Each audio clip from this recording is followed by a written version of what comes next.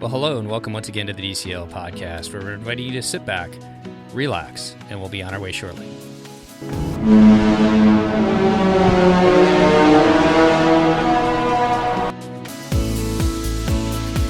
Well, welcome back to the DCL podcast, your podcast helping your family cruise a little smarter. And I'd like to welcome to the show all the way down in California. How are you doing today, Chris?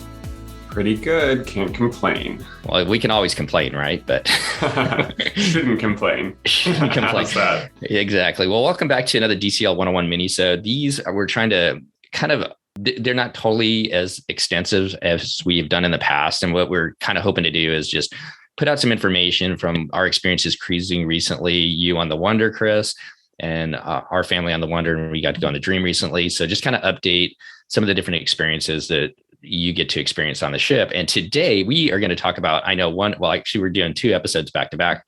And I think these are both topics that are near and dear to your heart. Yeah, I'm excited.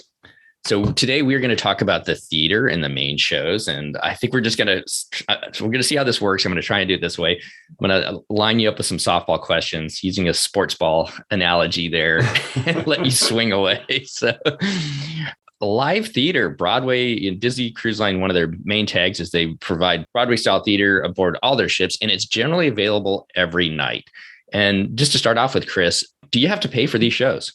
No, they are included in your cruise fare. There is no entertainment on a Disney ship that requires you to pay, except for like princess character meals and things like that. So you pretty much have access to any sort of entertainment on the ship that doesn't involve food. I know when I was on Norwegian, we had to reserve seats for some of the shows, and we did actually have to pay for some of the shows. Do you have to reserve seats on Disney Cruise Line? So no, you do not have to reserve seats, but because of that, you should arrive early if you want a good seat or a better seat.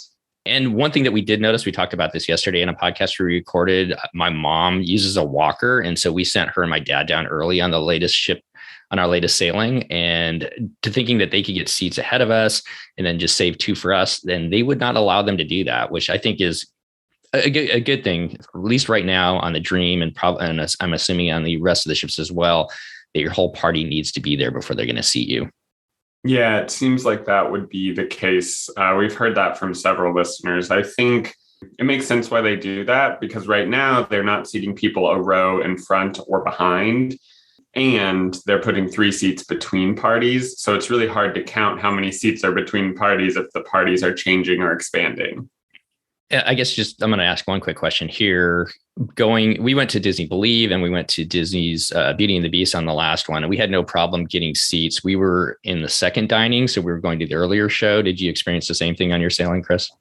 Yeah, we didn't have any trouble getting seats if we showed up about 15 minutes early, or at least getting pretty good seats. You probably, for a show that isn't new, you can probably show up at showtime and get in the theater. But, I would recommend getting there early, because why not make the most of the money you paid for this cruise and get a better seat? But, if you've got a busy schedule or you want to sit in the back because the kids might be rowdy or crying, then by all means, you don't have to show up early for older shows. So we keep talking about theater. Is there really a theater on board? Do they do these in the lobby, or where do these shows where are they actually performed, Chris? And can it really be as good as what you've experienced in New York? Yeah, so there is a really big theater. There's actually multiple theaters on the ship, but one of those theaters is a movie theater. And actually on the Wish, there's going to be 2 movie theaters instead of just one, but they'll both be smaller. But across the entire fleet, there is one giant theater that is called the Walt Disney Theater.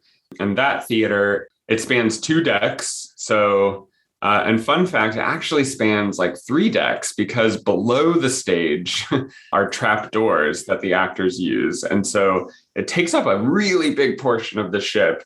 And Disney, unlike a lot of other cruise lines, their theater has amazing sight lines. So there aren't these big like structural pillars that would prevent you from seeing the show. And so that's something that I think they're very, very good at. On the newer ships, I think there's a balcony, right? There's a orchestra and a balcony. On the older ships, it's just basically one raked balcony or one raked orchestra section, I guess.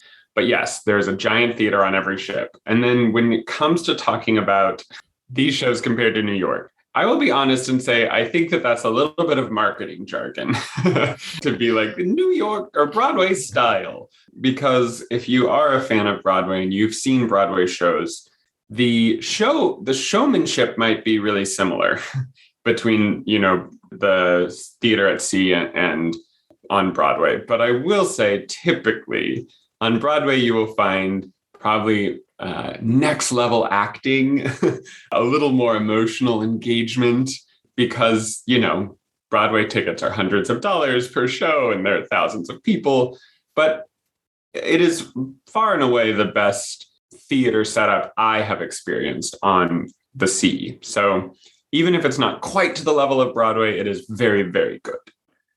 And to your point, I think maybe, and I'm not an expert at this, maybe the acting's maybe not quite on par for all of the actors and actresses in the shows. But I think what does resonate is the sets that they use and the tech that they use in some of the sets. The Beauty and the Beast set is just amazing how they use, basically think about if you've been to Walt Disney World, the projection technology on the castle, they use that in the theater to change the different sets as well. So, being at sea, it's hard to have, as many intricate sets like they do on Broadway. So they use that technology to transport you to the different scenes, which is pretty cool. Yeah, absolutely. It's very cool. All right. What if I just want to lay around my cabin and eat Mickey bars all day and not actually go to the show? Can I still see the show? Usually, yes. You can watch it on a special channel in your cabin.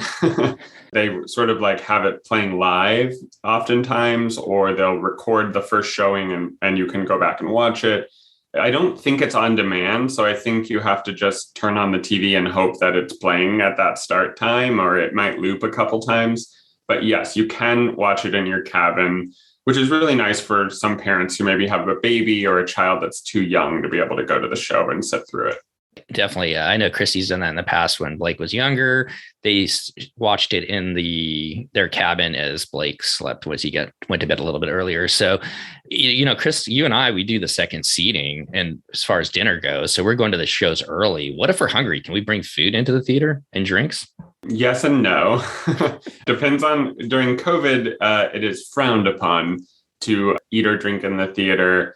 However, I did see folks with drinks on my last cruise where they would pull their mask down, take a sip, put their mask back on. But in the past, there's actually this place called Preludes, which is essentially like a snack bar where you could buy like popcorn or a Snickers bar and take it into the theater and eat. And I assume that will come back. In fact, on our cruise, Preludes was open, but just not for food, only for drinks. Yeah, I think once the COVID restrictions relax and hopefully we move through this pandemic, it will definitely be back. One other thing to note, these shows can be shown several times during the different days you're at sea. So you're going to want to, once you get on board, if there's a show you really want to see, go through the Navigator app, go day by day, and then you can heart the ones that you want to see and the times you want to see it, because sometimes they do have it in the afternoon. So if you're at a sea day, maybe, if you got younger kids, seeing it in the afternoon might be better than trying to do it in the evening. Yeah, definitely. All right. Besides that, and we'll talk about the shows here in just a second, besides the Broadway style shows in the past, and I know on the Fantasy, they've had buckets and boards, but in the past, on the days when they're not doing their bigger theater productions, they'll have ventriloquists, magicians, jugglers, comedians. And one thing to note, besides the shows that they do in the main theater, if they have them on board, a lot of times they'll do a little bit edgier show in the adult spaces in the evenings.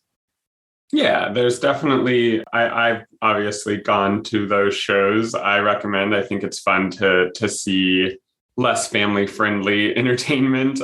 It's not so far. We're talking like PG-13. We're not talking like super inappropriate, but it is nice to have those special acts let their hair down a little and relax a little and maybe tell some more funny or more edgy jokes. But that's usually available whenever they bring someone on the ship. Because if you think about it, these folks cost a lot of money and Disney has them on the ship anyway. So why not let them perform a couple times? Exactly. One other thing that they'll show, and I think we saw, I'm trying to remember which movie we saw, but a lot of times when they have the first run movies, when we were just on the Dream, they had Encanto, and they'll show that in the Walt Disney Theater as well, so that they can get as many people as they can into the theater.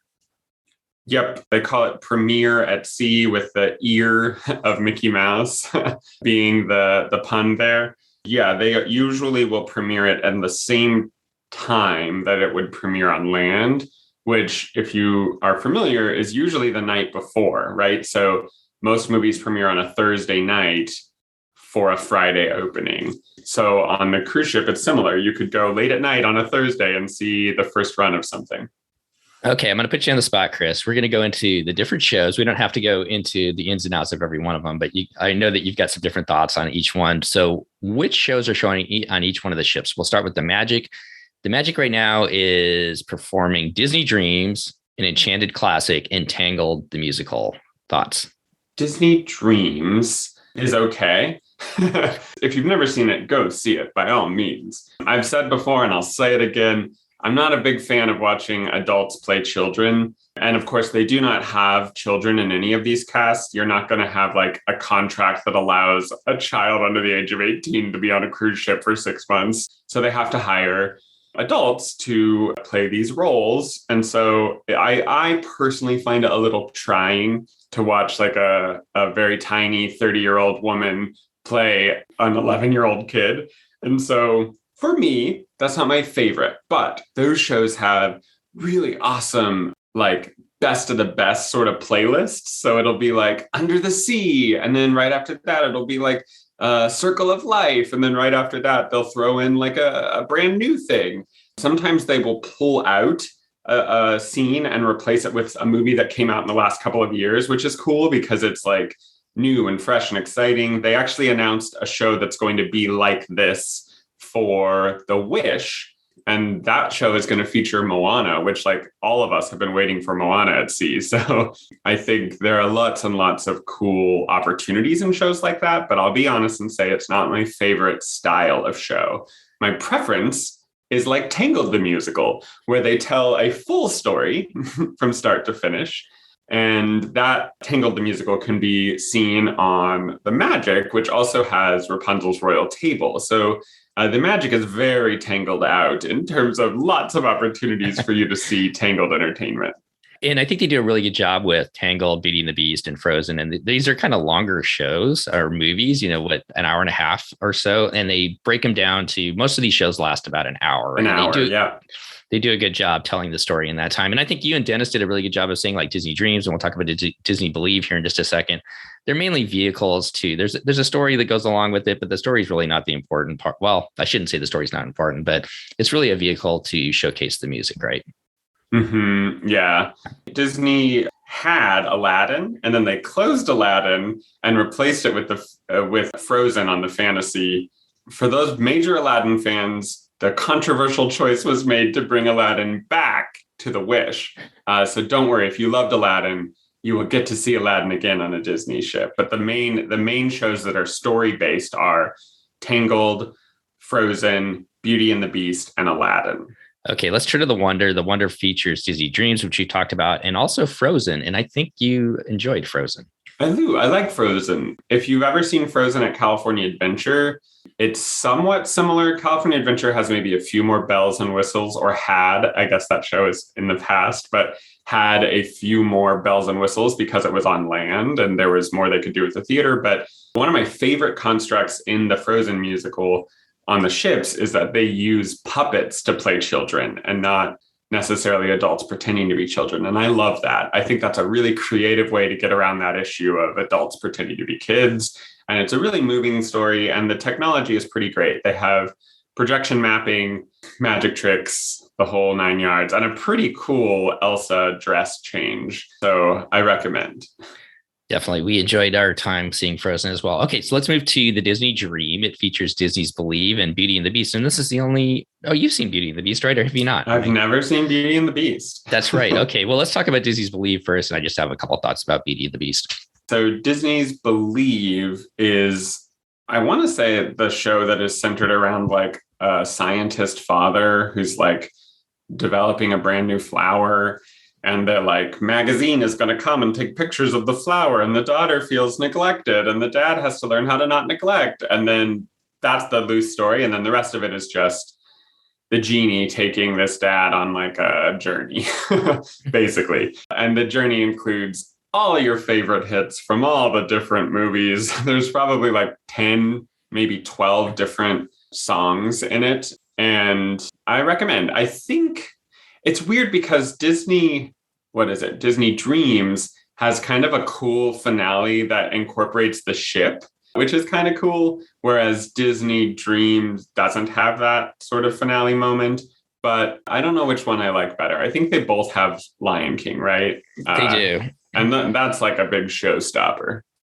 Do you know which one I really enjoyed with Disney's Believe was when they did Step in Time. So Disney's Believe actually goes back a little bit further in some of the songs that they have in it, whereas Disney Dreams is kind of more, Lion King forward or beating, right. That era kind of forward where Disney's Believe. But Step in Time was a really fun number. That was kind of cool to see how they did that. Mm-hmm. And just one final note, I guess for us, when we were on that, we happened to see the very last performance that cast was performing.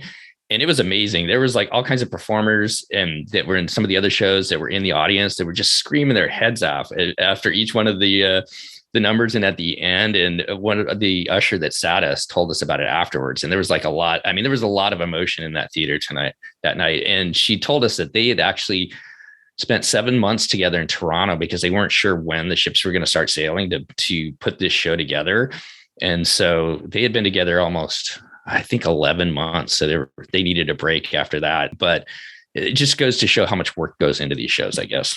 Yeah, that's a really cool story. And I think you're absolutely right that these are real people. And so sometimes the emotions can really change the mood of the theater.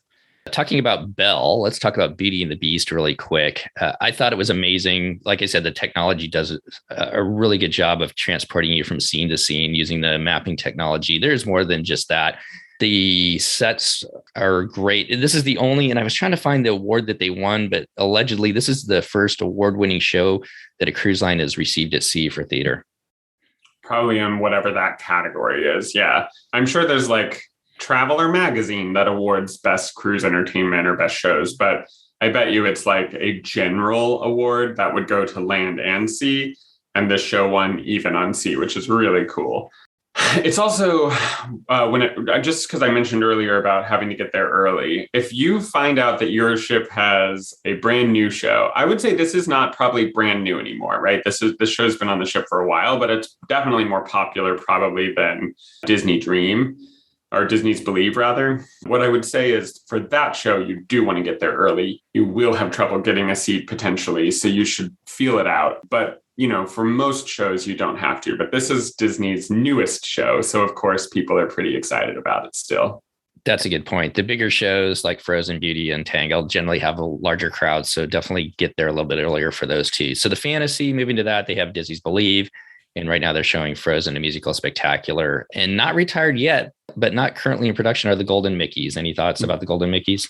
Yeah, the Golden Mickeys are the first show I ever saw on a Disney cruise line. It is, I think I like the construct of the Golden Mickeys better than Disney Dreams or Disney's Believe because it's not that child construct, but it really is just sort of like and now this song and now that song. And it's really just like a fake award show where they're giving out awards to people or characters rather, and then they perform them.